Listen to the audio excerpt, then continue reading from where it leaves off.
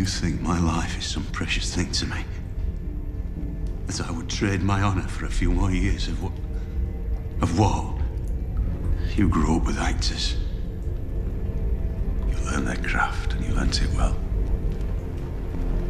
But I grew up with soldiers. I learned how to die a long time ago.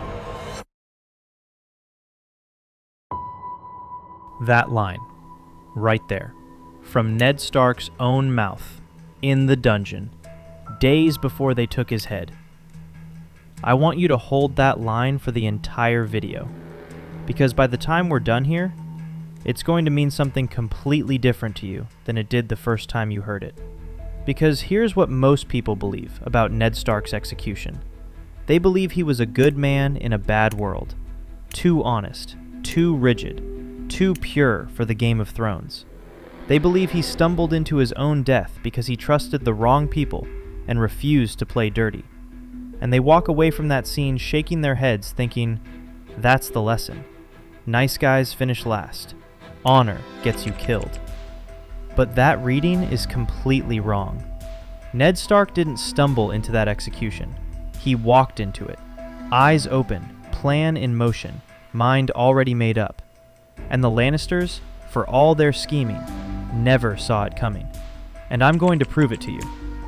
We're in Season 1. Ned has just discovered the truth about Joffrey's parentage. He knows the king's children are not Robert's. He knows the throne is built on a lie. He goes to Cersei privately and gives her a warning. When the king returns from his hunt, I'll tell him the truth. You must be gone by then. You and your children. I will not have their blood on my hands. He's giving her a chance to run.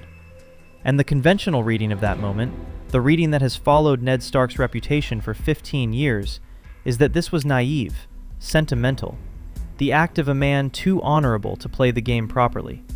But that reading falls apart the moment you ask one question.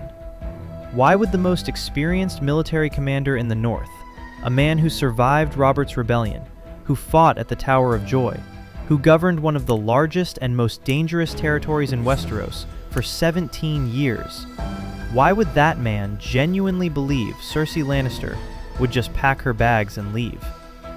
He wouldn't, and he didn't. When you play the Game of Thrones, you win, or you die. There is no middle ground. Ned warning Cersei wasn't naivety, it was a diagnostic. He was giving the system one final test, one last chance to see if there was any path through this that didn't end in blood. When Cersei refused, when she moved against him, had him arrested, seized his daughters, Ned had his answer. There was no version of this where he wins and his children survive. The system was too corrupt. The rot went too deep. And here's what most people miss entirely. After that moment, Ned goes quiet. He stops maneuvering.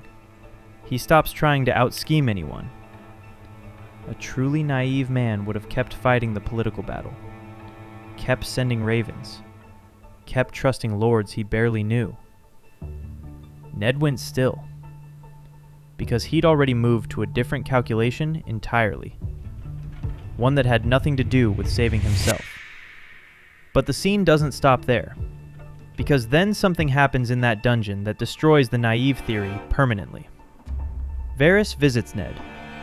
He lays it out plainly. Confess your treason, denounce Stannis, and Cersei will let you take the black. You'll live. You'll go to the wall. Your life continues. And Ned laughs. And then he says this. You think my life is some precious thing to me? That I would trade my honor for a few more years of what? Of war? You grew up with actors. You learned their craft, and you learnt it well. But I grew up with soldiers. I learned how to die a long time ago. Now I've got to pause here for a second, because most people hear that and think, there's a broken man who has given up. But listen to it again. Really listen. That is not despair. That is not defeat. That is clarity. That is a man who has already made his decision and is completely at peace with it. He's not discovering something in that moment. He's reminding himself of something he's always known. You grew up with actors. You learned performance. I grew up with soldiers. I learned finality. You cannot be that resolved about something you didn't choose. And then watch what Varys does. He stands up to leave. And he turns back one last time and says, "What of your daughter's life, my lord? Is that a precious thing to you?" And Ned goes silent. That silence is the pivot, because that's the moment Ned shifts the calculation from himself to his children. He's not going to die for his honor alone. He's going to die in a way that means something, in a way that protects the people he loves. And from that moment, everything he does is a move in a game the Lannisters don't even know he's playing. Sean Bean plays that silence with almost nothing on his face. And that's exactly right. Because this isn't the moment Ned decides to die. This is the moment we find out he already decided. Somewhere quieter, somewhere earlier. In the dark between Cersei refusing to run and the guards dragging him to the cells. And in the books, knowing Ned's internal world makes this even more devastating. Because Martin gives us his dreams.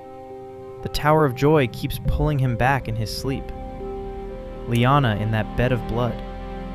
Whatever she whispered in his ear. He wakes from those dreams carrying something described as a physical weight in his chest. He has been living with the cost of protecting something that matters for 14 years. He knows exactly what it demands of a person.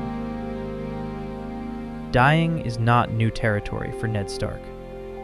But if you still think this could be resignation, watch what he does with his final moments.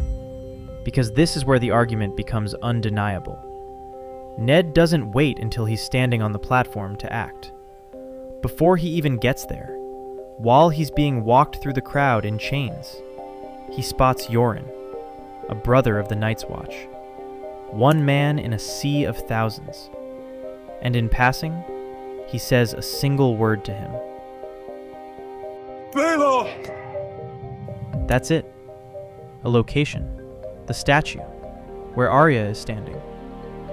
Minutes later, when the sword falls, Yoren has already grabbed Arya and pulled her into the crowd. She doesn't see it happen. Now think about what that means. A man stumbling into an accidental death doesn't clock a specific face in a crowd of thousands while being marched in chains and issue a calm, precise instruction to protect his daughter. That is a man who already knew exactly what was about to happen, who had already accepted it, and who spent the time he had left not begging, not fighting, not looking at his daughter one final time for his own comfort, but getting her out.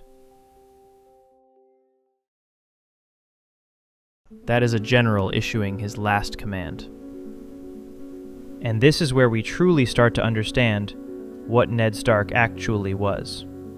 Because there is one argument that I genuinely believe nobody talks about enough.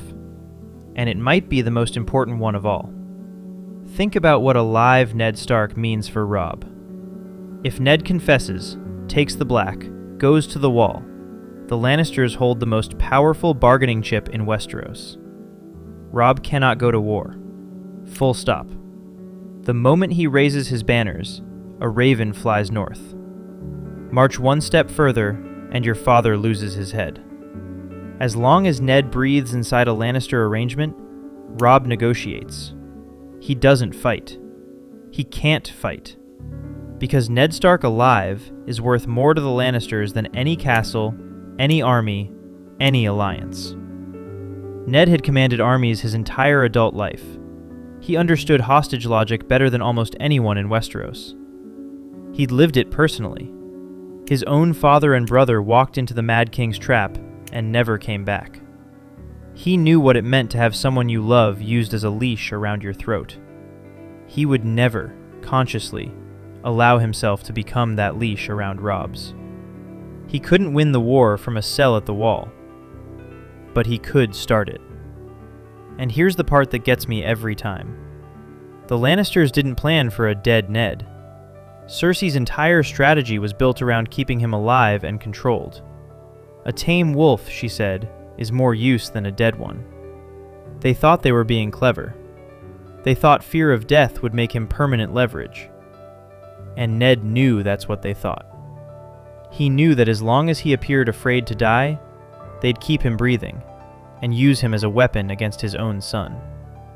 So he removed himself from the board entirely. Within weeks of the execution, the North marches. Robb wins battle after battle. The Lannisters are stunned. Because they planned for a Ned who was afraid. He wasn't.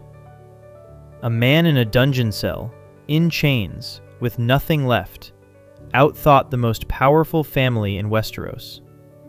Not with gold, not with armies, with one decision made in the dark.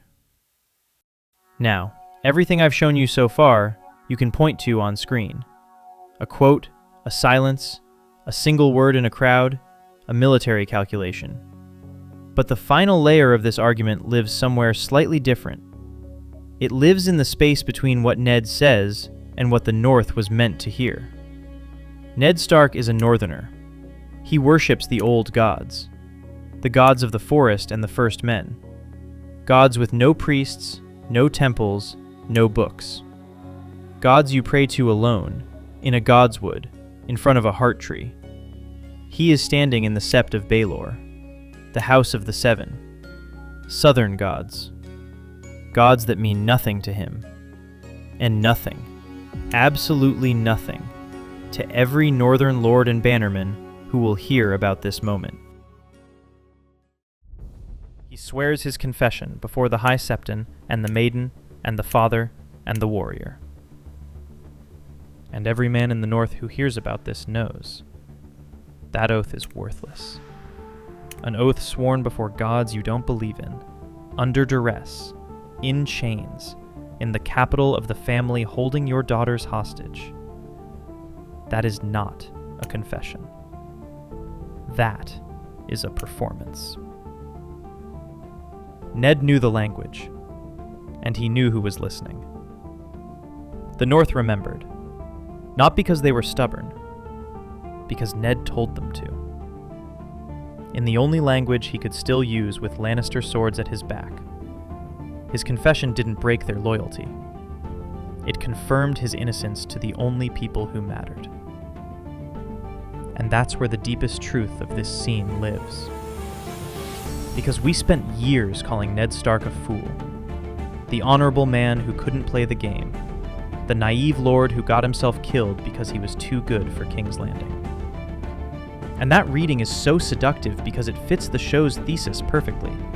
This isn't a story where good men win.